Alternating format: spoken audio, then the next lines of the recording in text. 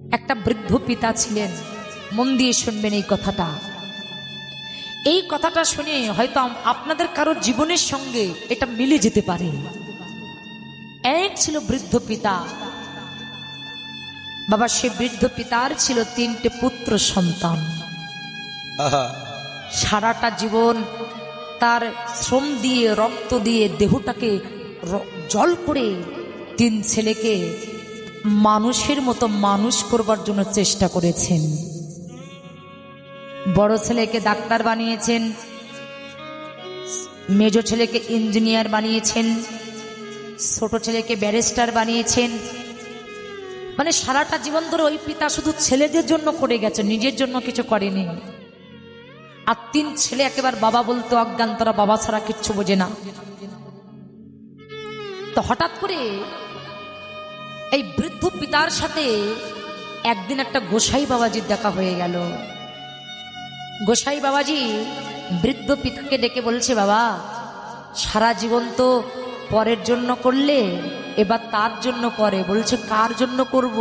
বলছে, তার জন্য করো। বলছে, কার জন্য? বলছে, কেন, যে তোমার প্রকৃত বন্ধু। আমাদের প্রকৃত বন্ধু কে গো? আমাদের ছেলে না মেয়ে? কি গো, আত্মীয় স্বজন? বলছে, কথাটা বুঝতে হবে। বলছে, যে তোমার প্রকৃত বন্ধু তুমি তার জন্য করো। কে সে? বলছে, কেন? আসবার কালে যে তোমার হাত ধরে এনেছিল, আবার যেদিন পৃথিবী ছেড়ে চলে যাবে সেই বন্ধু তো তোমার হাত ধরে নিয়ে যাবে। তাহলে আমি যখন এসেছি সে আমার বান্ধব হয়েছিল। আমি যখন পৃথিবীতে জন্মগ্রহণ করব, কি খেয়ে বেঁচে থাকবো, আমার মায়ের চিন্তা করবার আগে আমার বন্ধুর চিন্তা হয়ে গিয়েছিল। কতটুকু লবণ আর কতটুকু চিনি মিশ্রিত করলে মাতৃস্তনে এক দুগ্ধ, কতটুকু চিনি লবণ মিশ্রিত করলে একটা ছোট শিশু বারবার খাবে, চিন্তা করতে পারেন? ভগবান ঠিক কেমন করে সৃষ্টি করেছেন। কতটুকু গরম থাকলে তার ভক্তের গালে ব্যথা লাগবে না, ভগবান ঠিক তেমন করে পাঠিয়েছে। তাহলে আমি যখন পৃথিবীতে এসেছি সে আমার হাত ধরে এনেছিল, আর আমি যখন চলে যাব সেই দিনও বন্ধু আমার হাত ধরে নিয়ে যাবে। তাহলে সেই তো হলো আমার প্রকৃত বন্ধু। আর বৃদ্ধ পিতাটা এত মূর্খ জানেন? বৃদ্ধ পিতা বলছে, আরে পাগল, আমার প্রকৃত বন্ধু তো আমার 3 ছেলে। বৃদ্ধ পিতাটির কথা শুনে গোসাই বাবাজি হেসে বলছে, কি বললে? তোমার 3 ছেলে তোমার প্রকৃত বন্ধু? বললে, হ্যাঁ, আমার 3 ছেলেই তোমার প্রকৃত বন্ধু। বলছে, কেন? তোমার 3 ছেলে তোমার প্রকৃত বন্ধু হলো কেমন করে? বলছে, আমার 3 ছেলে আমাকে কত ভালোবাসে জানো? আচ্ছা, কেমন ভালোবাসে একটু বলো তো। ভালোবাসাটা কেমন একটু বলো, যে তোমাকে কেমন ভালোবাসে। তখন বৃদ্ধ বাবাজি বলেছে, জানো, আমার বড় ছেলে আমাকে বলেছে আমি যেদিন মারা যাব আমাদের বাড়িতে অনেক আম গাছের মধ্যে সবচাইতে একটা মিষ্টি আম গাছ আছে। আমার বড় ছেলে বলেছে ওই মিষ্টি আম গাছ দিয়ে আমাকে পোড়াবে। তা বলছে, মশাই, আম গাছ তো হলে হলো, টক আর মিষ্টি কি? বলছে, দেখতে হবে না ভালোবাসাটা কতটা গাঢ়। সে তো টক আম গাছ দিয়ে আমাকে পোড়াতে চাইনি, সবচাইতে যে মিষ্টি আম গাছ সেটা দিয়ে আমাকে পোড়াতে চেয়েছে। বলছে, বাবা, তোমার বড় ছেলে তো ভীষণ ভালোবাসে।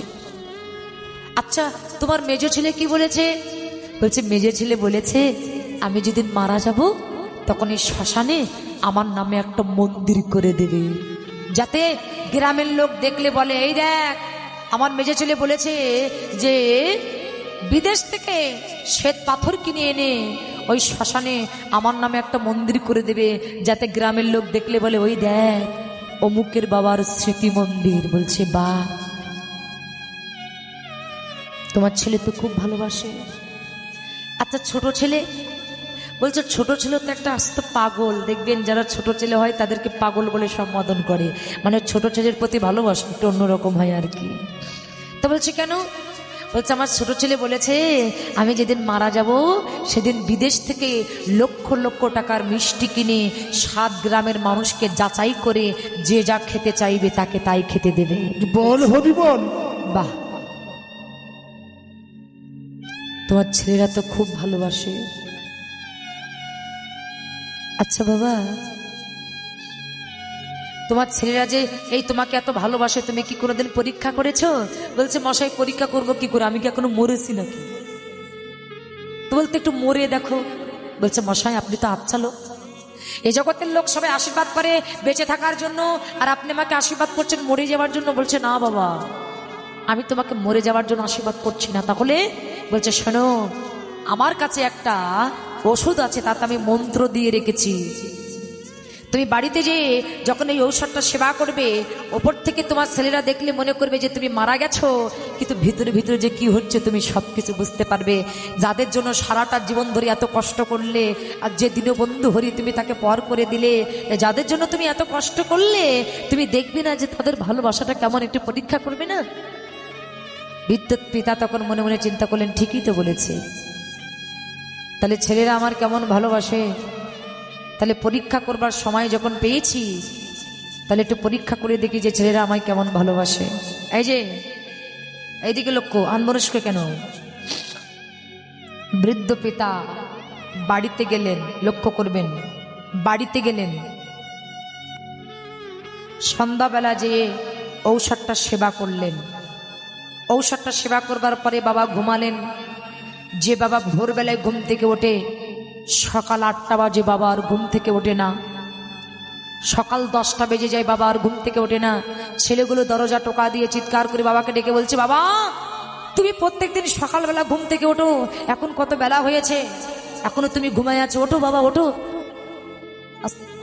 বেলা যখন 12টা বাজে, বাবা যখন ঘুম থেকে ওঠে না, ছেলেগুলো মনে মনে চিন্তা করছে বাবা কেন ঘুম থেকে উঠছে না, বাবা কেন ঘুম থেকে ওঠে না। তাই ছেলেগুলো গ্রামের লোকজন ডেকে ঘরে দরজাটা ভেঙে দেখে বাবা হরিবোল হয়ে গেছে। এহ জগৎ ছেড়ে বাবা আমার পরলোকে গমন করেছেন। 3 ছেলে বাবা বাবা বলে কাঁদতে কাঁদতে বাবার বুকের উপরে লুটিয়ে পড়ে বলছে, বাবা তুমি আমাদেরকে ছেড়ে চিরজনমের মতো চলে গেলে। কাকে বাবা বলে ডাকবো? এতদিন তুমি আমাদের মাথার উপরে বট বৃক্ষের মতো ছায়া দিয়েছিলে, তোমার তলদেশে আমাদের তাপিত প্রাণ শীতল করেছিলাম, আজ তুমি কেন আমাদেরকে ছেড়ে চলে গেলে বাবা? সংসারে বাবা হলো বট বৃক্ষ, সংসারে বাবা হলো বট বৃক্ষ। হরিবল হরিবল। ওই বট বৃক্ষ যেদিন তোমার মাথা থেকে সরে যাবে, সেই দিন তুমি বুঝতে পারবে কত দুঃখ, কত যন্ত্রণা, কত কষ্ট। আজকে তুমি বুঝতে পারবে না। ছেলেগুলো নয়নের জলে কাঁদতে কাঁদতে বাবাকে জড়িয়ে ধরে বলছে, বাবা বাবা তুমি আমাদেরকে ছেড়ে চলে গেছো, কাকে বাবা বলে ডেকে তাপিত প্রাণ শীতল করবো? তুমি একবার বলে দাও কাকে বাবা বলে ডাকবো, একবার বলে দাও। 3 ছেলে কত কাঁদছে, বাবা তো মরে নাই, বাবা তো বেঁচে আছে। বাবা মনে মনে বলছে, আহা আমার ছেলেগুলো আমাকে কত ভালোবাসে গো, কত ভালোবাসে। এই কাঁদতে কাঁদতে কাঁদতে বাবা 3 ছেলে তো খুব কাঁদছে। এই কাঁদতে কাঁদতে যখন 2 ঘন্টা কাদা হয়ে গেছে, 2 ঘন্টা কাদার পরে বড় ভাই 2 ভাইকে বুকের ভিতরে জড়িয়ে বলছে, দেখ ভাই, যে মারা গেছে তার জন্য আর কেঁদে কি লাভ, যে মারা গেছে তার জন্য কেঁদে কি লাভ। এটাই হচ্ছে দুনিয়ার রীতি। আজকে এখানে আপনারা কীর্তন শুনতে এসেছেন, আমি কীর্তন করছি, আপনারা আমাকে অবশ্যই চেনেন জানেন, কিন্তু আজকে আমি কীর্তনীয় কৃষ্ণপাল। আমি যতদিন কীর্তন করে ভক্তদের আনন্দ দিতে পারবো, ভক্তরা ততদিন আমার মনে রাখবে। আমি যখন কীর্তন করে আর কাউকে আনন্দ দিতে পারবো না, তখন আমার কথা আর কেউ মনে রাখবে না। এটাই হচ্ছে পরিবর্তন। 3 ছেলে কাঁদতে কাঁদতে মাত্র 2 ঘন্টা কেঁদে বড় ভাই 2 ভাইকে বুকে জড়িয়ে ধরে বলছে, যে মরে গেছে তার জন্য কেঁদে কি লাভ। এবার বড় ভাই 2 ভাইকে বুকে ধরে বলছে, দেখ ভাই, বাবা যখন বেঁচে ছিল তখন তো বাবাকে বলেছিলাম, বাবা তো মরে নাই, বেঁচে আছে, তো সব তো শুনছে। বাবা যখন বেঁচে ছিল তখন তো বাবাকে বলেছিলাম যে বাবা তুমি যখন মারা যাবে আমাদের বাড়ির সবচাইতে মিষ্টি আম গাছ দিয়ে তোমাকে পোড়াবো। এখন বাবাকে যদি একটা মাত্র মিষ্টি আম গাছ আছে, মিষ্টি আম গাছ দিয়ে যদি বাবাকে পোড়ায়, আমাদের ছেলে মেয়ে মিষ্টি আম খাওয়ার জন্য পাড়ায় পাড়ায় ফেউ ফেউ করে বেড়াবে, সেটা দেখতে গেলে খারাপ লাগবে। আম গাছ দিতে চেয়েছি কিন্তু মিষ্টি আম গাছ না দিয়ে কলপারে সবচেয়ে যে টক আম গাছ আছে, যে গাছ কোনো কাজে লাগে না, ওই টক আম গাছ দিয়ে বাবাকে পোড়াবো। মেজে ছেলে বলছে দেখ ভাই, বাবা যখন বেঁচে ছিল তখন তো বড় গৌরব করে বলেছিলাম যে বাবা তুমি যখন মারা যাবে তখন রাজস্থান থেকে লক্ষ লক্ষ টাকা দামের পাথর কিনে এনে শ্মশানে তোমার নামে একটা মন্দির করে দেব। এখন আমারও লক্ষ লক্ষ টাকা খরচা হয়ে যাবে, এটা তো আর চাই না। তাই দেখ, টাইলস দিয়ে মন্দির করলে মন্দির হয়, আবার বাঁশের বেড়া দিয়ে টালি দিয়ে মন্দির করলেও মন্দির হয়। তবে শ্মশানে বাবার নামে বাঁশের বেড়া দিয়ে আর টালি দিয়ে একটা মন্দির করে দেব। ছোট ভাই বলছে দেখ ভাই, বাবা যখন বেঁচে ছিল তখন তো আমি বলেছিলাম যে বাবা বিদেশ থেকে লক্ষ লক্ষ টাকার মিষ্টি কিনে 7 গ্রামের মানুষকে যাচাই করে খাওয়াবো। তো রসগোল্লা মিষ্টি, বাতাসাও মিষ্টি, বেশি লোকজন নিয়ে যাওয়ার দরকার নাই, অল্প করে নিয়ে যা, কিছু চিড়ি আর বাতাসা দিয়ে লোকজনকে বিদায় করে দিবি। এই 3 ছেলে যখন এমন করে বলা বলি করছেন, এই 3 ছেলের কথা শ্রবণ করে বাবা হঠাৎ করে উঠে বসলেন। আর বাবা যখন হঠাৎ করে উঠে বসেছেন, 3 ছেলে চিৎকার করে বললেন, কি গো বাবা, তুমি এখনো মরনি? 3 ছেলের কথা শুনে বাবা নয়নের জলটা ছেড়ে দিয়ে বলছে, ওরে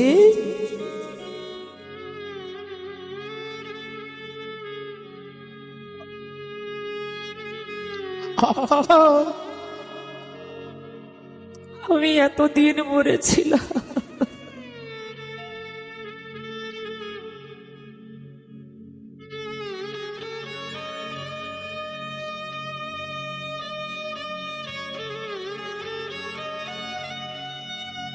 আমি এতদিন মরেছিলাম,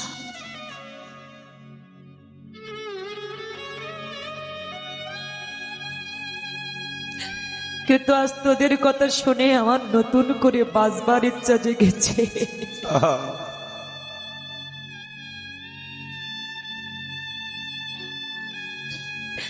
আমি জীবনে কখনো কোনোদিন আমার চিন্তা না করে আমি সারাটা জীবন এই চিন্তা করেছি যে কি করলে তোরা ভালো থাকবে।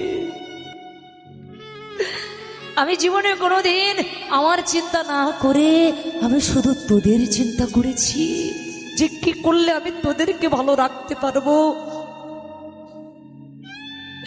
আমার দেহটাকে আমার দেহের রক্তটাকে জল করে আমি তোদেরকে মানুষ করবার চেষ্টা করেছি, কিন্তু এখন আমার জীবন নিদান কালের বেলায় আমি ভেবে দেখলাম আমার সারাটা জীবন ভস্যে ঘি ঢালা হয়ে গেল।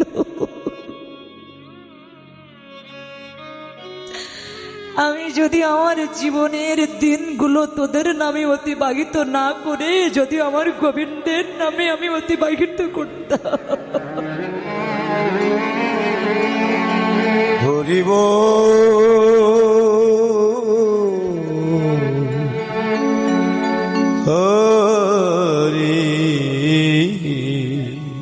আমার জীবনের শ্রমগুলো তোদের পিছনে না দিয়ে যদি আমার গোবিন্দের জন্য করতাম,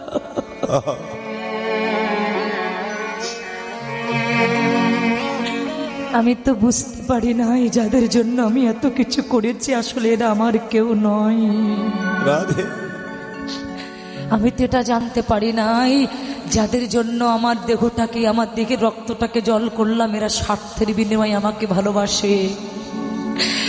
তাই আমার জীবনে যে কয়টা দিন আছে আমি আর তোদের জন্য বাঁচবো না। আমার জীবনে যে কয়টা দিন আছে আমি তোদের জন্য বাঁচবো না। ফেলে দিলেন সংসার, 3 পুত্রকে পরিত্যাগ করে, সংসারকে পরিত্যাগ করে বৃদ্ধ পিতা ছুটতে ছুটতে গিয়ে সেই বৈষ্ণবের চরণ দুটি জড়িয়ে ধরে বলছে, বাবাজি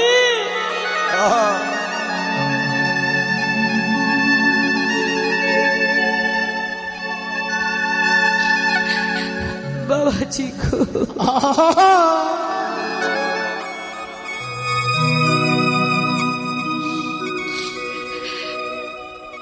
বাবাজি, শুনেছি বৈষ্ণব নাকি বড় করুণার সাগর। হরি বল হরি বল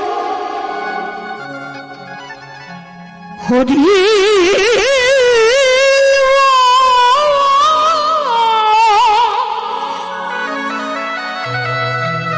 হরি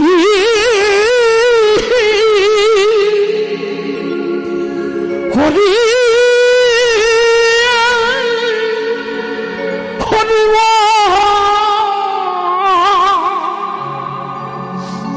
শুনেছি বৈষ্ণব নাকি বড় দয়ার সাগর, বৈষ্ণব নাকি বড় করুণার সাগর। ছুট্টে ছুট্টে গিয়ে বৈষ্ণবের চরণ দুটি জড়িয়ে ধরে কেঁদে কেঁদে বললেন, হে বৈষ্ণব, তোমার চরণে আমার এই নিবেদন। হে বৈষ্ণব গোসাই,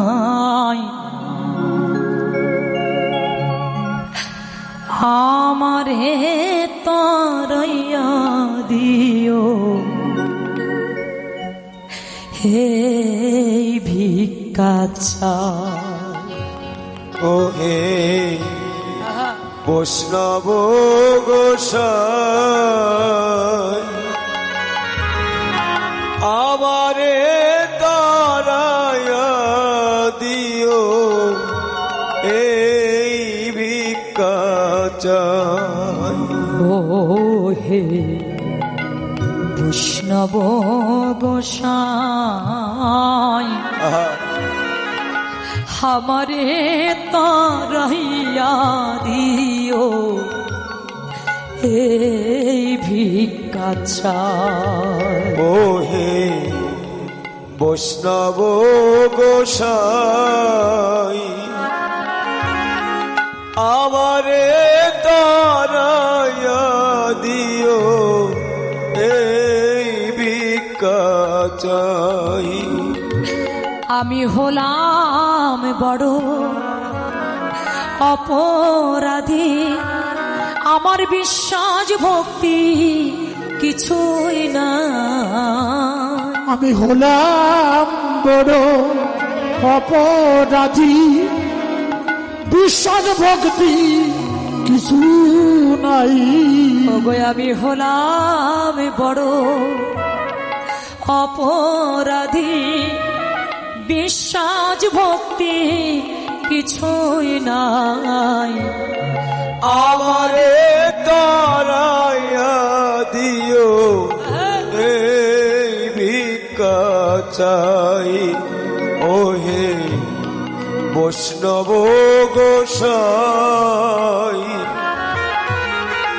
আমারে তারায়া দিও, এই ভিক্ষা চাই।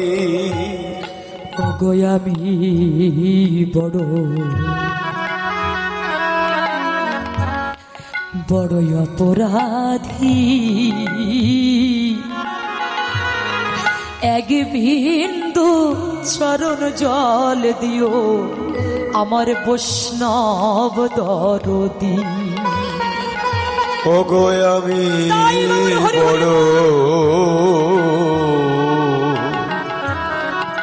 অপরাধী,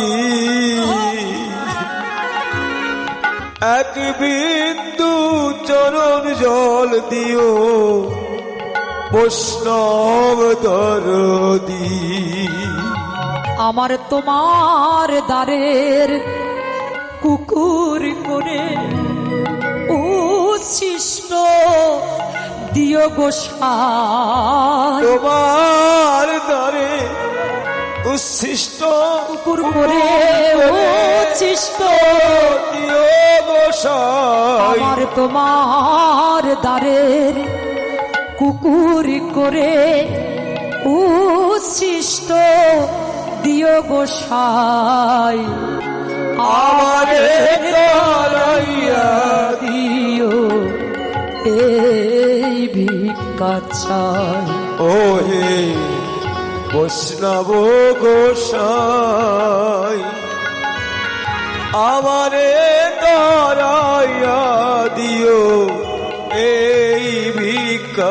চাই। ওয়ে বৈষ্ণব গোসাই আমারে তারাইয়া দিও এই ভিক্ষা চাই।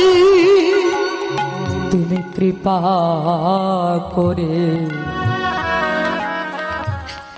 বান্ধিয়া মোরে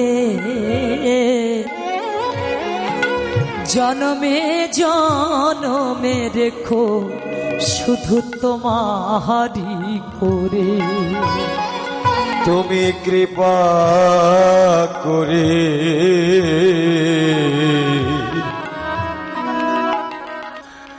বান্ধিয়া মোরে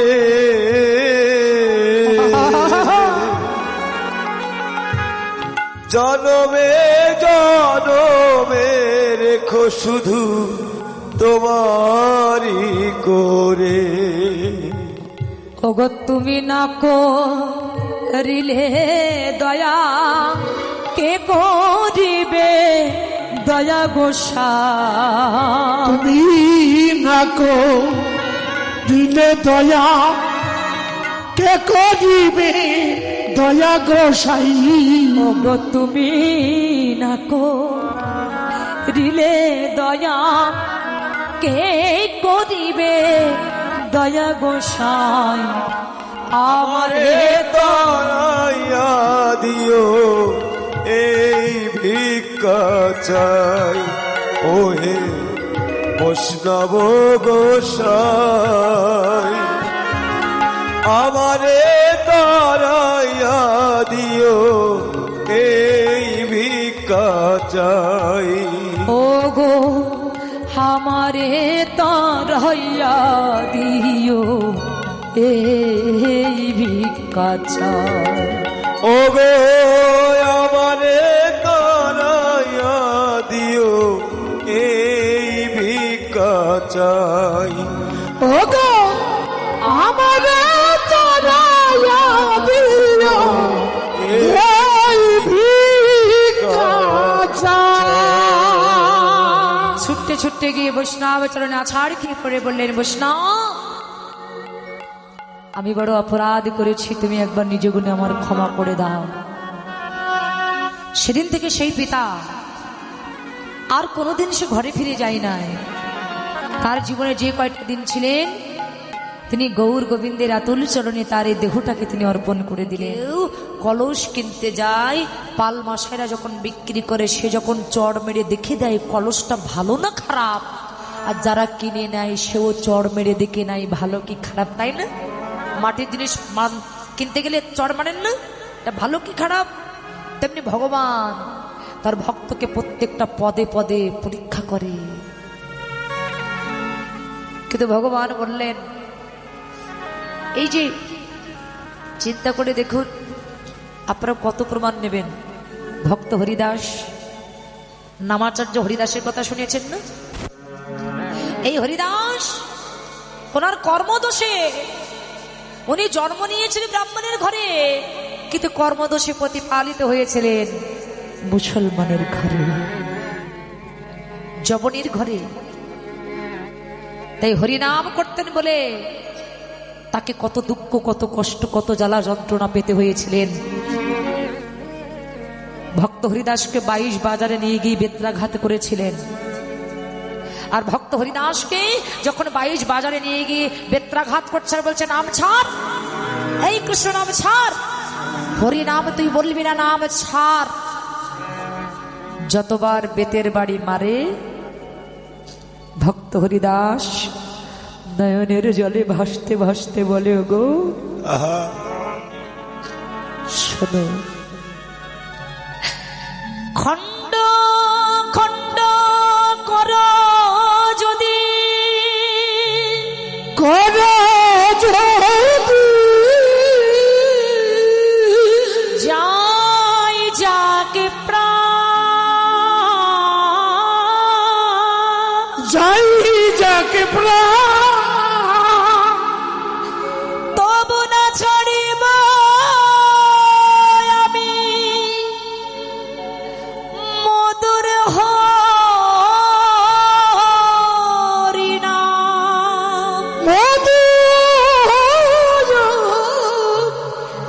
হরি মা। ভক্ত হরিদাস নয়নের জলে কাঁদতে কাঁদতে বলেছিলেন, গো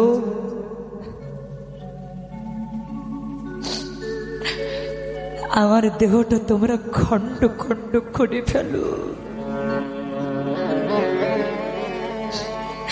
কিন্তু প্রত্যেকটা শিরা উপশিরা প্রত্যেকটা রক্তের বিন্দুতে বলবে কৃষ্ণ কৃষ্ণ কৃষ্ণ। তোমরা হাজারো চেষ্টা করলে আমার বদন থেকে কোনোদিন মধুমাখা কৃষ্ণ নাম তোমরা ছাড়তে পারবে না। তোমরা যদি মারতে মারতে আমাকে মেরেও ভালো, কিন্তু প্রত্যেকটা রক্তের বিন্দুতে শুধু কৃষ্ণ কৃষ্ণ কৃষ্ণ নাম বলবে। তোরা জীবনে কখনো কোনো দিন আমার বদন থেকে নাম ছাড়াতে পারবে না, কোনদিন আমার বদনে এই মধুমাখা কৃষ্ণ নাম বলবে না। শুধু ভক্ত হরিদাস কেন, ভক্ত প্রহ্লাদের কথা চিন্তা করুন। মনে পড়ে প্রহ্লাদ ভগবানকে ভালোবাসতেন বলে তার পিতা হিরণ্যকশিপুর, সে শুধু হরিকে ভালোবাসতেন বলে তাকে কত দুঃখ কত কষ্ট কত যন্ত্রণা দিলেন, পাহাড় থেকে ফেলে দিলেন। কিন্তু রাখে হরি মারে কে, মারে হরি রাখে কে? ভগবান যদি কাউকে রাখে এই জগতে কারো সাধ্য নাই তাকে মারবে, আর ভগবান যদি কারো মারে এই জগতে কারো সাধ্য নাই। হাজারো কোটি কোটি ডাক্তার তার পাশে বসিয়ে রাখলেও সে তাকে কেউ বাঁচাতে পারবে না। যখন সমুদ্রতে ফেলে দিলেন, ভগবান বলছে এ জগতে যে জন করে আমার চিন্তা, আমি করি তার চিন্তা। এই জগৎবাসী সারাটা জীবন ধরে শুধু নিজের চিন্তা করে গেলে ভগবানের চিন্তা করো। তুমি তার চিন্তা করো তাহলে ভগবান অবশ্যই তোমার চিন্তা করবে। এখন তুমি যদি তার চিন্তা না করে সংসারের চিন্তা করো তাহলে ভগবান তোমার চিন্তা কেমন করে করবে বলো? তাই প্রহ্লাদকে যখন সমুদ্রেতে ফেলতে গিয়েছিলেন, ভগবান যে তাকে উদ্ধার করেছিলেন। পাগলা হাতির সামনে, যে পাগলা হাতির সামনে যদি কেউ যায় সঙ্গে সঙ্গে তার প্রাণ চলে যাবে। ভক্ত প্রহ্লাদকে তার পিতা পাগলা হাতির সামনে ফেলে দিলেন। পাগলা হাতি কি করলো জানেন? দেখুন, পশু হলেও তার ভিতরে কত ভক্তি। পাগলা হাতির সামনে যখন ফেলে দিয়েছেন, পাগলা হাতি তার সুর দিয়ে ভক্ত প্রহ্লাদকে তার মাথার উপরে তুলে নিলেন। তাতেও যখন মৃত্যু হলো না, খাঁচার ভিতরে বিষধর সর্প ছিল, যে যদি একটা সবল দেয় সঙ্গে সঙ্গে সে মরে যাবে, তার বাঁচার কোনো লাইন নাই। খাঁচার ভিতরে বিষধর সর্প বন্ধ করা ছিলেন। ওই বিষধর সর্পের ভিতরে ভক্ত প্রহ্লাদকে নিক্ষেপ করে দিলেন। আর যেই না বিষধর সর্পের ভিতরে ভক্ত প্রহ্লাদকে নিক্ষেপ করেছে, বিষধর সর্পগুলো তার মাথাটা ভক্ত প্রহ্লাদের চরণে নত করে বলছে, ভক্ত গো,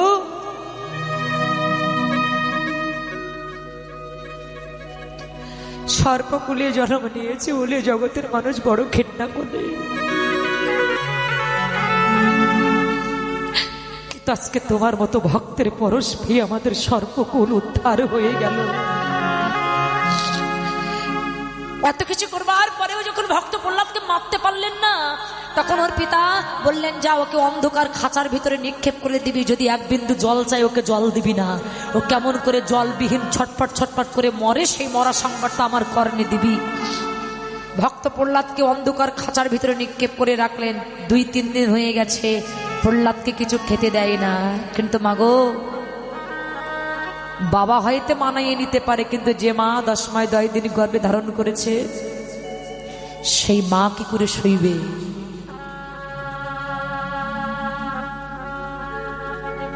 কয়াধু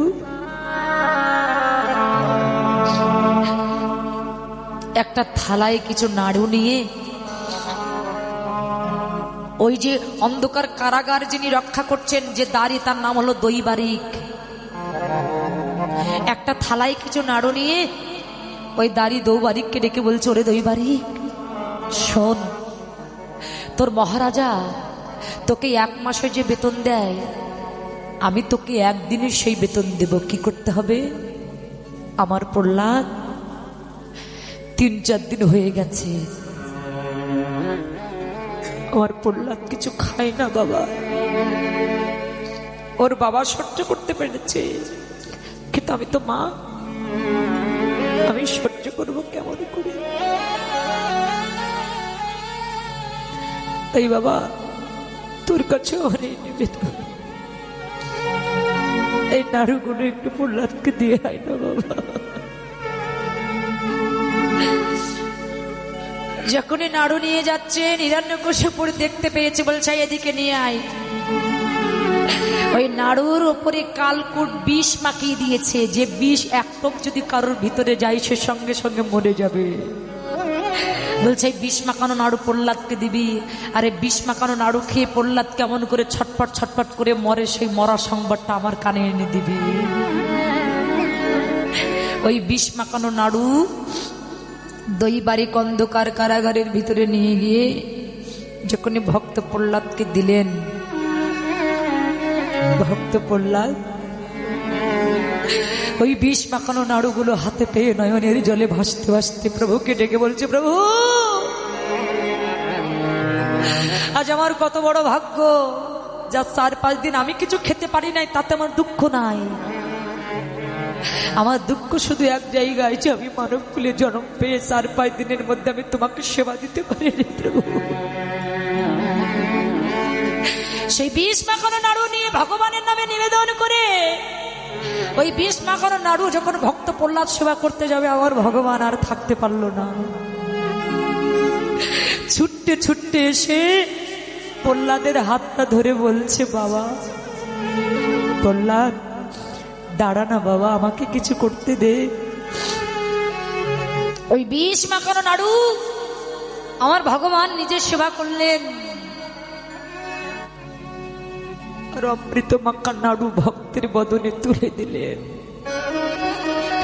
ভগবান সেদিন প্রহ্লাদকে ডেকে বলেছিলেন, প্রহ্লাদ আমি তোমাকে যে পরীক্ষা করেছি বাবা, তুই সব পরীক্ষায় উত্তীর্ণ হয়ে গেছিস।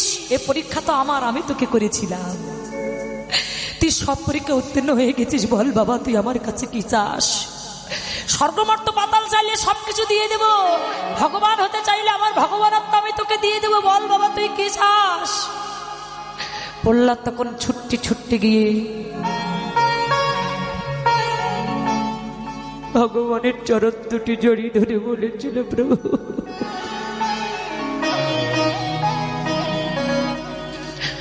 আমি ভগবান হতে চাই না, আমি স্বর্গমর্ত পাতাল কোনো কিছু চাই না। তাহলে কি চাও প্রভু? যে চরণ পেলে জগৎ জীবের আর কোনো কিছু পাওয়ার আশা থাকে না, যে চরণ পেলে জগৎ জীবের আর কোনো কিছু চাওয়ার আশা থাকে না প্রভু, তুমি দিতে যদি চাও প্রভু তুমি আমার ওই বস্তু দাও, যেন তোমার চরণ ছাড়া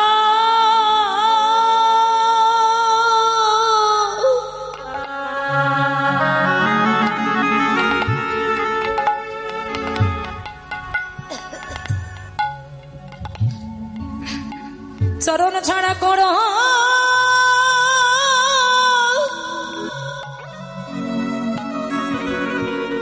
কোন না গো,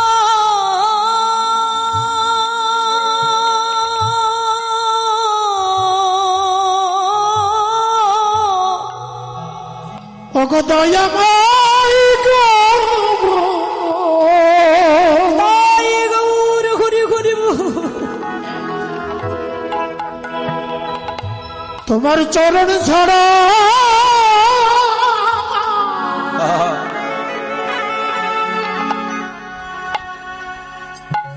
জন করে দি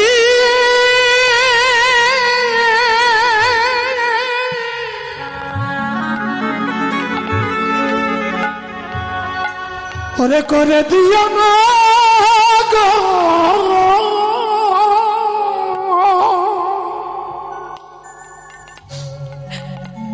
আমি কত জন্মে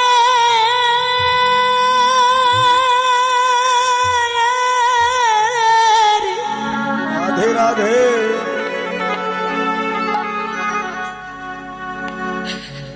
ওই চরণের অপরাধী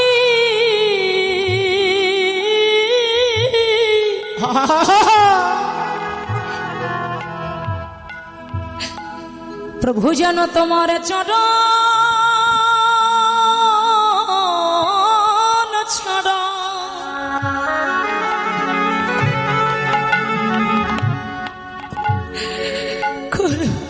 করে দে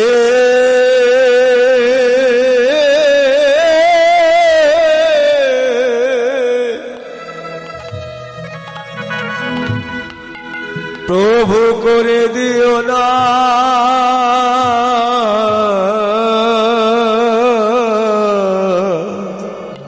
ওরে আমি কত জনবে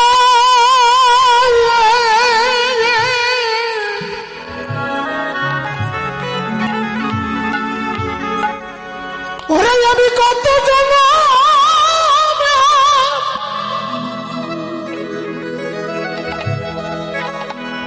কত জনমের অপরাধী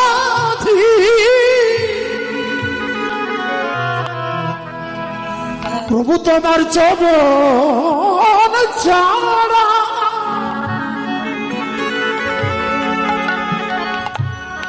যেন করে দি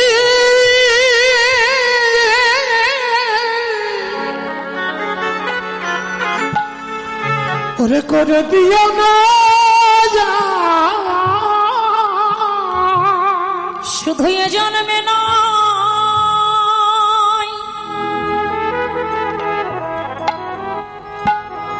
প্রতি জন্মে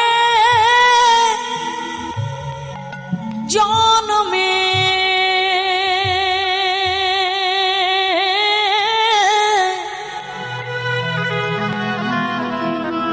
ভক্ত প্রহ্লাদ কাঁদতে কাঁদতে গিয়ে প্রভুর চরণ দুটি জড়িয়ে ধরে বলেছিল, প্রভু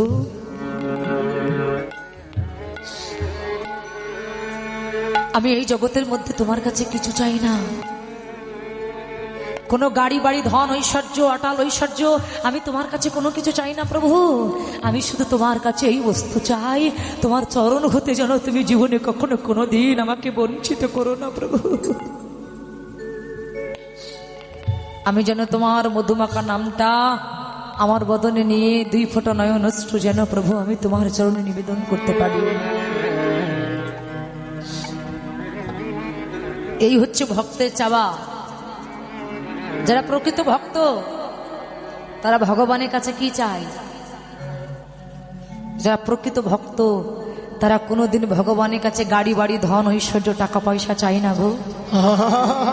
যারা ভক্ত তারা কোনোদিন ভগবানকে ডেকে বলে না যে দয়াময় তুমি আমার কিছু টাকা দাও, তারা কোনোদিন ভগবানকে ডেকে বলে না যে তুমি আমার গাড়ি দাও বাড়ি দাও, তারা শুধু একটা কথাই বলে দয়াময় তুমি আমায় দুঃখ দাও। কেন? আমি দুঃখ পেলে বদনে হা কৃষ্ণ প্রাণ কৃষ্ণ বলে আমি নয়নের জলে কাঁদতে পারবো প্রভু, আমি কৃষ্ণ বলে কাঁদতে পারবো, আমি আর কিছু চাই না তোমার কাছে। এটাই হচ্ছে তোমার চরণে আমার নিবেদন। এক ভক্ত 100 টাকা দান করেছেন, তার জন্য সবাই আপনারা আশীর্বাদ করবেন, ভগবান যেন তার মঙ্গল করেন।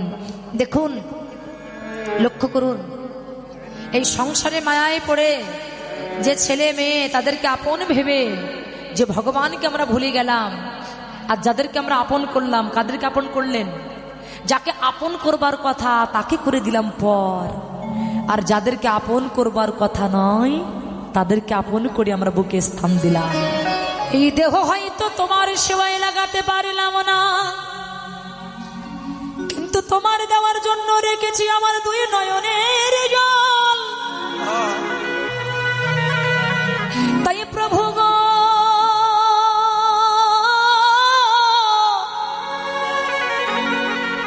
তুমি আমার সবই কিছু কেড়ে নাও,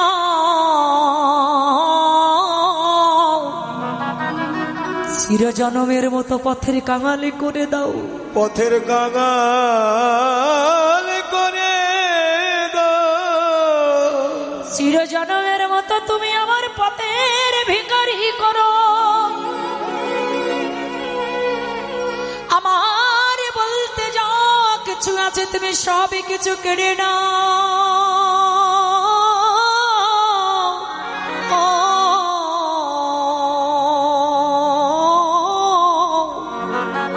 তো প্রভু, আহা, শুনেছি তুমি নাকি ভক্তের নয়নের জল বড় ভালোবাসো। হরি বল, হরি বল। তাই তুমি আমার সবই কিছু কেড়ে নাও, তাতে আমার কোনো কষ্ট নেই, শুধু দুই নয়নের জল।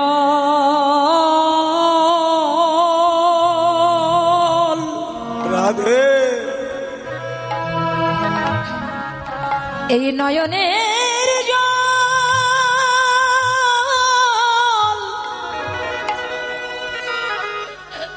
যেন তুমি কেড়ে নি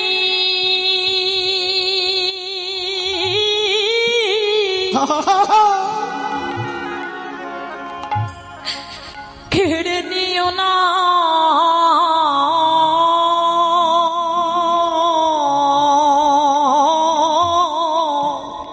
প্রভু গো,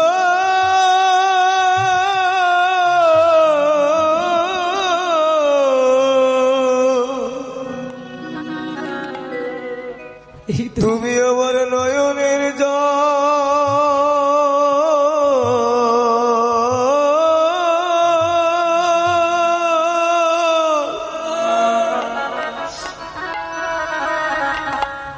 নয়নের জল কেড়ে নি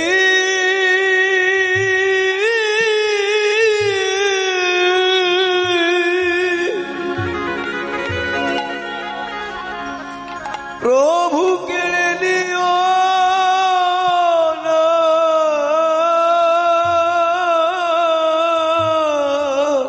তুমি আমার যে কুলে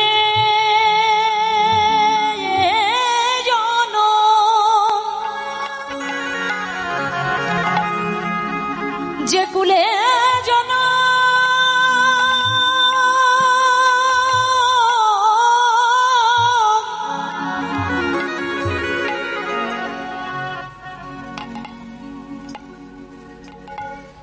জন্ম দাও না কেন,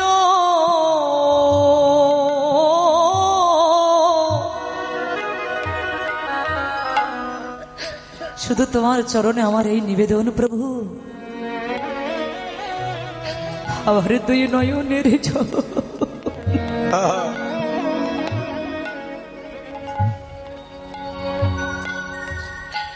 এই নয়নের জল,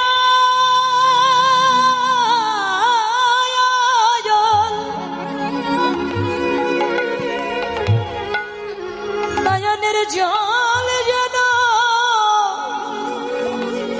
তুমি কেড়ে নিও না। ওরে তুমি যে কুলে যাও তাই গৌর খুনি বল, গৌর খুনি যে কুলে জন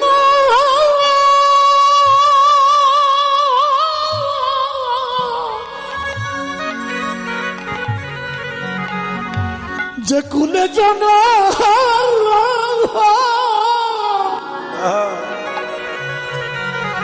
প্রভু দেও না কেন, প্রভু আমার নয়নের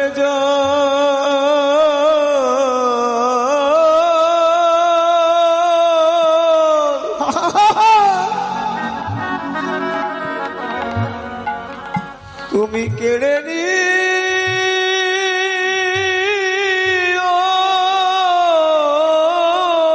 না। আমি মুচি হয় কিবা আহা, আমি মুছি কিবা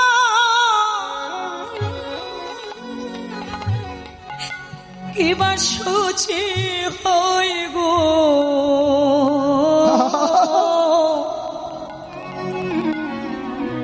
তোমার চরণে আমারে এই নিবেদন। বল হরি বল। যেন দুই নয়নের জল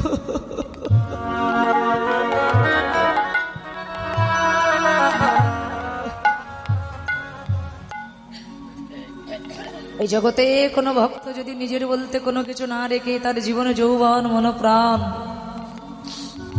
জনমের মতো ভগবানের চরণে অর্পণ করে যদি কোনো ভক্ত একবার বলতে পারে দয়াময়, যে দেহ ছিলে, দেহ দিয়েছিলে তোমাকে ভালোবাসার জন্য, আমি তোমাকে তো ভালোবাসতে পারলাম না, এ জগৎ তোমার, তুমি সবকিছু করে নাও, আমাকে চিরজনমের মতো পথের ভিখারি করে দাও, চিরজনমের মতো পথের কাঙাল করে দাও। কিন্তু প্রভু, আমি দিন অন্তে হাজারো পরিশ্রম করবার পরে আমি সন্ধ্যাবেলা ঘরে এসে যেন তোমার মধুমাখা কৃষ্ণ নামটা বদনে নিয়ে আমি 2 ফোঁটা নয়ন অশ্রু আমি তোমার চরণে নিবেদন করতে পারি। হরি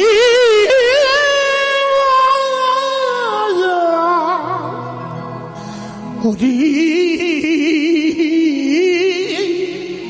হরি বল রে আমার মা। আর তুমি যদি ভগবানের চরণে নিজেকে নিবেদন করে 2 ফোঁটা নয়ন অশ্রু যদি ভগবানের চরণে নিবেদন করতে পারো, মনে করবে এটাই তোমার জীবনের, মানব জীবনের সার্থকতা। মানব জীবনের সার্থকতাটা তোমার ওখানেই হবে। কেন? ভগবান আমাদের মতো জগৎ জীবকে জানিয়ে দিলেন, এই জগতে কোনো ভক্ত যদি আমার জন্য 1 ফোঁটা চোখের জল ফেলায়, আমি তার জন্য সারাটা জীবন ধরে আমার চোখের জল ফেলাই। কোন ভক্ত যদি আমার জন্য 1 বিন্দু কাঁদে, আমি তার জন্য সারাটা জীবন ধরে কাঁদি।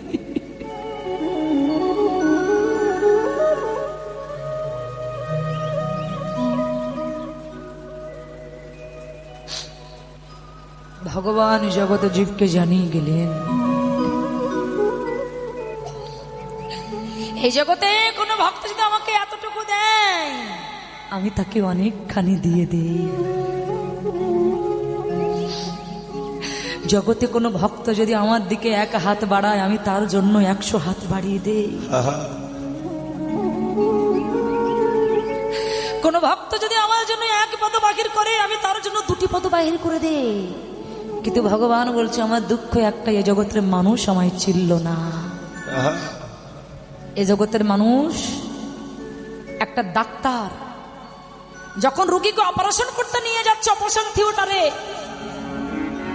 ডাক্তার ছুরি দিয়ে রোগীকে রক্ত রক্ত করে ক্ষত বিক্ষত করছে, তাহলে একটা আমরা মানুষ, একটা ডাক্তার যখন আমাদের অপারেশন করবার জন্য নিয়ে যায়, আমরা ডাক্তারকে বিশ্বাস করতে পারি, কিন্তু সেই বিশ্বাসটা আমরা ভগবানকে করতে পারি না। এটাই হচ্ছে কষ্ট, যে আমরা ডাক্তারকে বিশ্বাস করতে পারছি, কিন্তু ওই বিশ্বাসটা ভগবানকে করতে পারি না। এই জন্য শাস্ত্রে বললেন, বিশ্বাসে লীলাই বস্তু তর্কে বহুদূর। যেখানে বিশ্বাস আছে সেখানে আমার ভগবান আছে, যেখানে বিশ্বাস নাই সেখানে আমার ভগবান নাই। যেখানে তর্ক বিতর্ক সৃষ্টি হয়, ভগবান বলছে আমি সেখানে নই। যেখানে আত্মবিশ্বাস দ্বারা, ভক্তি দ্বারা যারা আমায় ডাকে, আমি সেখানেই বহির্ভূত হই। যে বিশ্বাস করে আমাকে ডাকতে পারে,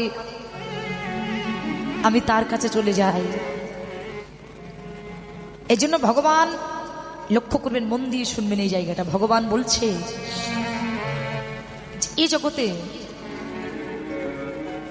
আপনারা হয়তো অনেকে বলতে পারেন, তাই যদি হয় তাহলে ভগবানকে যারা এত ভালোবাসে, ভগবান তাদের কেন এত দুঃখ দেয়? কি গো, তাই না? আমরা তো অনেকেই মনে মনে ভাবি যে আমি ভগবানকে সেবা না দিয়ে কোনোদিন সেবা করি না, ভগবানকে শয়নে না দিয়ে আমি কোনোদিন শয়ন করি না, যখন যে ব্রত আসে সেই ব্রত আমি পালন করি, আমি সমস্ত সবকিছু করি, তাহলে এত কিছু করবার পরে ভগবান আমাকে কষ্ট দেয় কেন?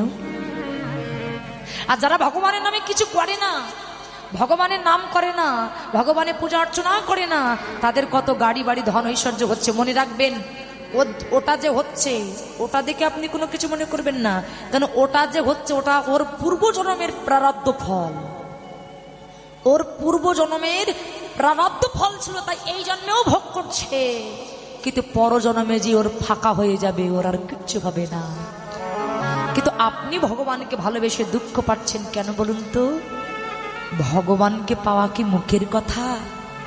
হ্যাঁ, আপনি প্রসাদী হলেন, নিরামিষ আহার করলেন, দাদার সঙ্গে তিলক দিলেন, হাতে জপের মালা নিলেন, মাথায় শিক্ষা রাখলেন, আপনি ভগবানকে পাবেন। এতটা সোজা। ভগবান জগৎজীবকে জানিয়ে দিলেন, স্বর্ণকার যেমন সোনাকে আগুনে পুড়িয়ে পুড়িয়ে ওই সোনাকে যেমন খাঁটি করে, তেমনি আমার ভগবান তার ভক্তকে দুঃখের অনলে পুড়িয়ে পুড়িয়ে খাঁটি করে। যারা ভগবানকে ভালোবাসে তাদের অনেক দুঃখ কষ্ট জ্বালা যন্ত্রণা পেতে হয় কেন? ভগবান তাদেরকে পরীক্ষা করে, তুমি যে আমাকে ভালোবাসো, তোমার ভিতরে কতটা ধৈর্য শক্তি আছে, আমি তোমাকে পরীক্ষা করব না? আর আমার গোবিন্দ যখন রাখালগণকে সঙ্গে করে নিয়ে তিনি মায়ের কোলে ফিরে যাচ্ছিলেন, তখন গোবিন্দের সঙ্গে ছিলেন দাদা বলরাম। তখন রাধারানী গোবিন্দের সাথে কথা বলতে পারছে না, আর গোবিন্দ রাধারানীর সাথে কথা বলতে পারছে না। তা দেখবেন এ জগতে যেমন মনে করেন এখানে মানে যখন এখন তো ভক্ত কমে গেছে, মানে যত ঘড়ির কাঁটা বাজবে তত সবাই বাড়ি যাওয়ার পথটা দেখবে। তো যাই হোক, যখন বিকেলবেলা বা আমরা যে সময় দুপুরে আসরে ছিলাম তখন পরিপূর্ণ ভক্ত ছিল। তো ওই সময় দেখবেন অনেকে যেমন এখানে কীর্তন শুনতে আসে, আবার অনেকে তো আবার কীর্তন শুনতেও আসে না। যেমন গোবিন্দ রাধারানীকে ইশারা দিয়েছিলেন। কি ইশারা? ইশারা দিয়েছিলেন, চুলে টাচ করেছিলেন। হ্যাঁ, ঠিক আছে, বাহ। তা যেমন ইশারা, ইশারা বলতে কি, যেমন আমি এটা যেটা বললাম, যেমন দুপুরবেলা যখন ভরপুর আসর ছিল, কীর্তন অনেকে মায়েরা বাবারা এসেছে, তাদের সাথে মেয়েও এসেছে, আবার কারোর ছেলেরাও এসেছে। এখন যদি কারোর সাথে মনে করেন যে প্রেম টেম থাকে, আর যারা জানে তারা জানে, তো মনে করেন কেউ কারোর সাথে কথা বলতে পারছে না, তা ইশারায় কিন্তু অনেক কথা হয়। যেমন ভুমরিতে ভুমরিতে কথা হয়, চোখে চোখে যে ইঙ্গিতে দেখাবে মাছ কথা বলতে পারছে না, মানে এই যে ইঙ্গিত আর কি, ইশারা যাকে বলে আর কি। ইশারায় ইশারায় কত কথা। হ্যাঁ, হ্যাঁ, না তোমরা জানবা আর কেউ জানবে না তা তো হতে পারে না, তাই না? সবাই জানে। তো এই যে ইশারা, এটা আমাদের বাহ্যিক জগতের ইশারা, কিন্তু রাধা গোবিন্দের যে প্রেম, যেটা আমরা ভুল বুঝি, এই প্রেম সম্পর্কে আমি কালকে বলবো, আজকে বলবো না। মানে আমরা কতটা অজ্ঞানী, কতটা মূর্খ জীব, আমরা কতটা মূর্খ মানুষ যে আমরা নিজেদের প্রেমের সাথে আমরা রাধা গোবিন্দের তুলনা করি। আর এটাই আমরা জানি না রাধা কি বস্তু আর কৃষ্ণ কি বস্তু। হ্যাঁ, এটা শুনতে গেলে কালকে সকাল 10টা থেকে 2টা আমার আসর আছে, এই সময়টায় আসবে, আমি ভালো করে বলে দেব। জয় রাধে। এখন গোবিন্দ আমার রাধারানীকে লক্ষ্য করছে, কিন্তু রাধারানীর সঙ্গে কুটিলা আছে বাদিনী, আর গোবিন্দের সঙ্গে আছে দাদা বলরাম, তাই কেউ কারোর সঙ্গে কথা বলতে পারছে না। আর যখন কেউ কারোর সঙ্গে কথা বলতে পারছে না, তখন গোবিন্দ একটা ইশারা করেছিলেন। কি না, তার মাথায় হাত দিয়েছিলেন, অর্থাৎ এই মাথায় হাত দিয়ে রাধারানীকে ইঙ্গিত দিয়ে বললেন, রাধে আজ নিশীতে আমি তোমার কুঞ্জে নিশি যাপন করব, তাই তুমি কৃপা করে কেশর কুঞ্জ নির্মাণ করো। বুঝতে পেরেছ? তাহলে সেই হয়েছিল না বাসক সজ্জিকা লীলা, ফুল তুললো, বাসন নির্মাণ করলো। বাসক সজ্জিকা কিন্তু একটা অনেক সুন্দর একটা লীলা। ফুল তোলা হলো, রাধারানী বাসক সজ্জিকা নির্মাণ করে বসে আছেন। কিন্তু এই রাধার কুঞ্জে যেতে গেলে আগে আর একজনের কুঞ্জ পার করতে হয়। সে কে জানো? কে? চন্দ্রাবলী। এই যে শোনো, এই চন্দ্রাবলী আর রাধারানী, ঠাম্মা তুমি একটু কম বকো, বেশি বকবা না। চন্দ্রাবলী আর রাধারানী এরা সম্পর্কে কিন্তু বোন হয়। আমি দুপুরে যেটা বলেছিলাম, সম্পর্কে বোন হয়। চন্দ্রাবলী শুধু একটা কথা ভাবতেন যে রাধারানী রূপবতী, আমার রূপবতী, রাধার ভিতরে যা আছে আমার ভিতরে তাই আছে, তাহলে গোবিন্দ রাধারানীকে কেন এত ভালোবাসে? যদি কোনোদিন গোবিন্দকে কাছে পাই, সেই দিন বুঝিয়ে দিব যে সেবা কাকে বলে। আজকে সেই সুযোগ। গোবিন্দ যখন রাধারানীকে কথা দিয়েছিলেন, রাধারানী কুণ্ড সাজিয়ে নির্মাণ করে বসে আছেন। প্রাণ গোবিন্দের অপেক্ষায় বধূ আমার কখন আসবে, বধূর রাঙা চরণ আমি কখন সেবা করব, এই আশায় রাধারানী বসে আছেন। আর ঠিক সেই সময় ওই চন্দ্রাবলী কুঞ্জ পার করে যেতে হয়। জানি না এগুলো ওখানে বলেছে কিনা, বলেনি হয়তো, যে গোবিন্দ যখন যাচ্ছে তখন চন্দ্রাবলী কুঞ্জ দিয়ে যাচ্ছে, তো তখন গোবিন্দের পায়ে নুপুর আছে।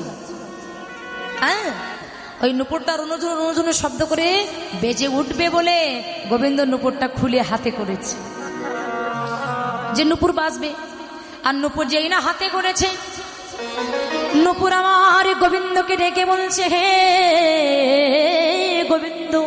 হে গোবিন্দ, হে গোবিন্দ,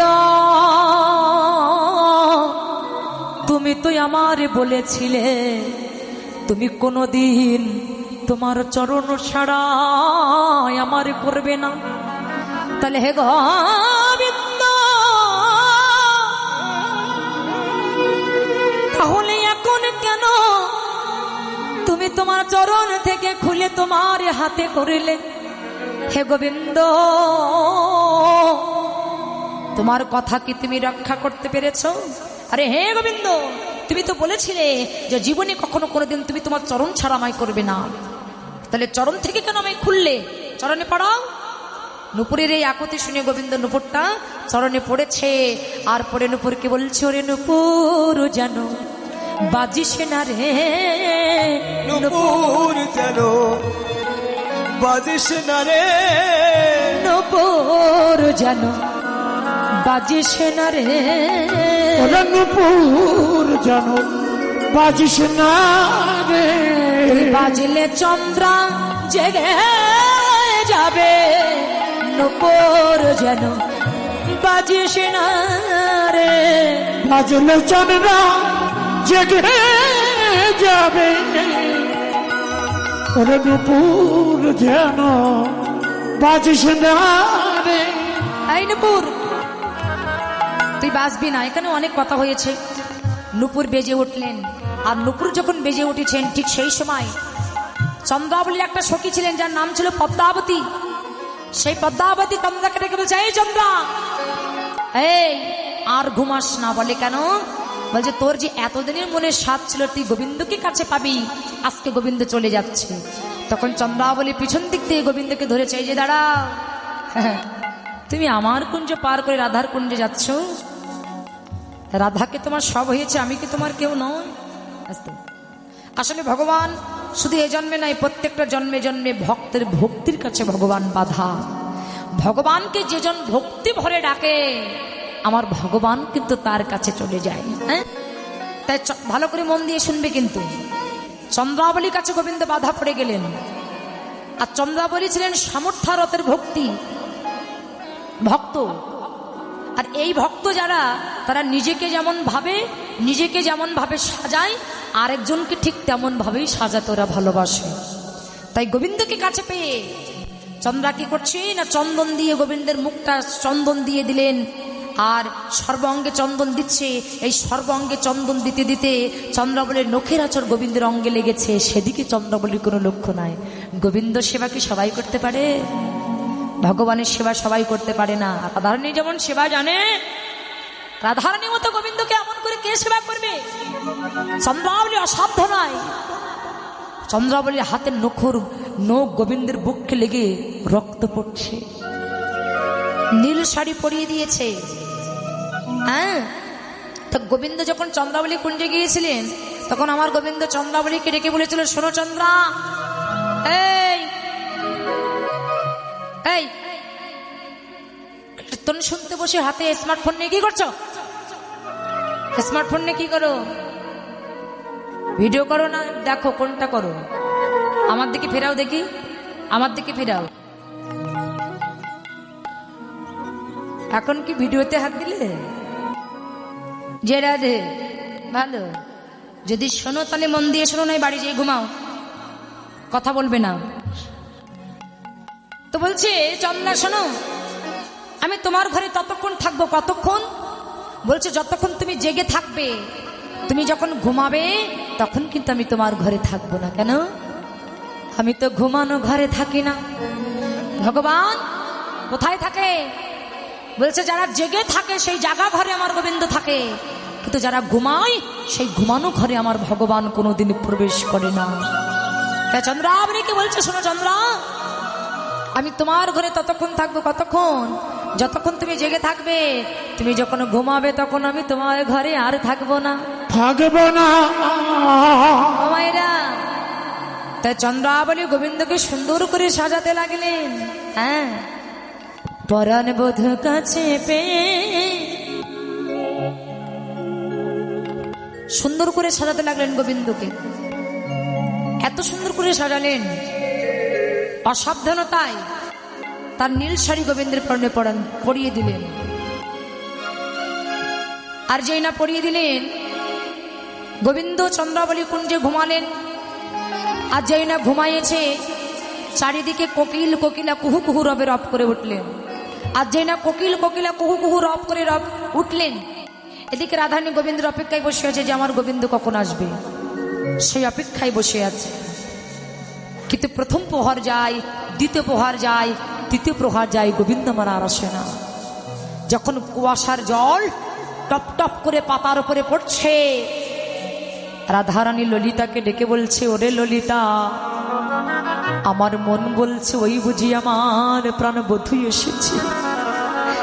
তাই ললিতা রে,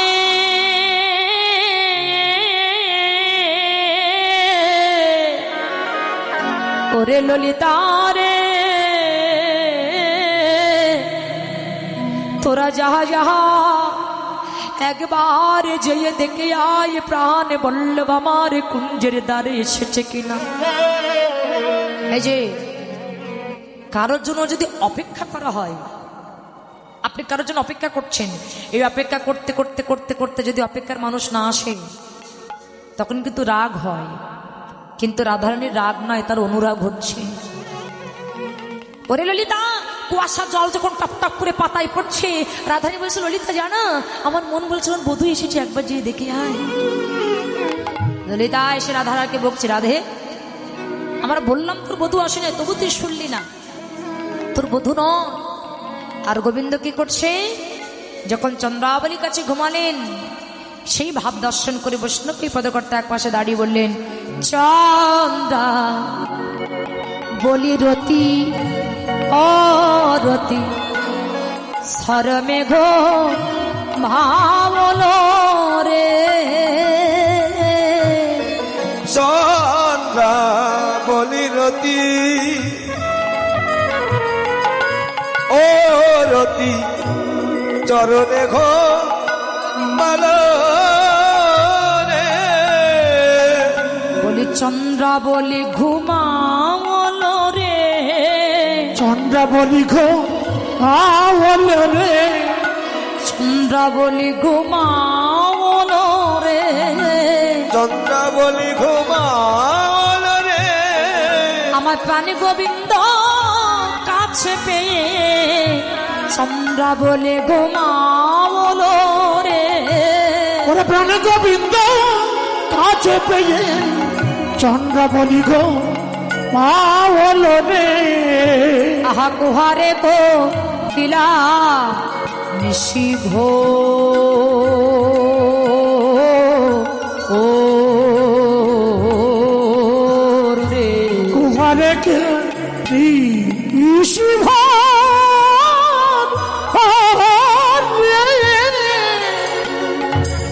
কুহারে কোকিলা নিশিভ, হ্যাঁ, মানে চারিদিকে কুহারে কোকিল, কোকিলা কুহু কুহু কুহু রবে রব করে উঠলেন। আর কোকিল যখন কুহু কুহু রব করে উঠলেন, লক্ষ্য করবেন এই জায়গাটাতে, চন্দ্রাবলীকে জড়িয়ে ধরে যখন গোবিন্দ ঘুমায় আছেন, কোকিলা কুহু কুহু রব করে ডেকে উঠলেন। যখন ভোর হয় তখন চারিদিকে পশু পাখি ডাকে না, এই ভোর হয়ে গেছে, চারিদিকে পশু পাখি ডেকে উঠছে। আর এই ডাক শুনে গোবিন্দ চমকে উঠলেন, হ্যাঁ চমকে উঠলেন, এ কি সকাল হয়ে গেছে, ওই ছন সময়ে চতুর বরণ গর রে। আরে ওই সন সময়ে চতুর বড় নাগর রে। তে জল তা করো কো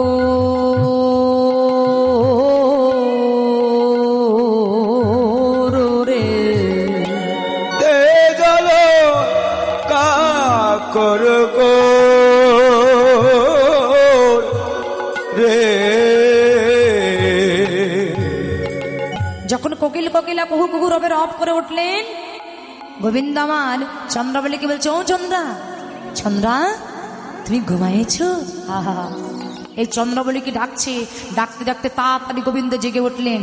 জেগে উঠে মনে মনে চিন্তা করছে, কি সকাল হয়ে গেছে, আমি রাধারানীকে কথা দিয়েছিলাম যে রাধে আজ নিশীতে আমি তোমার কুঞ্জে নিশি যাপন করবো। হ্যাঁ, তাই গোবিন্দ আমার যাচ্ছেন কোথায়? চন্দ্রাবলীর কুঞ্জটাকে ত্যাগ করে গোবিন্দ যাচ্ছে কোথায় জানো? রাধার কুঞ্জে। হ্যাঁ,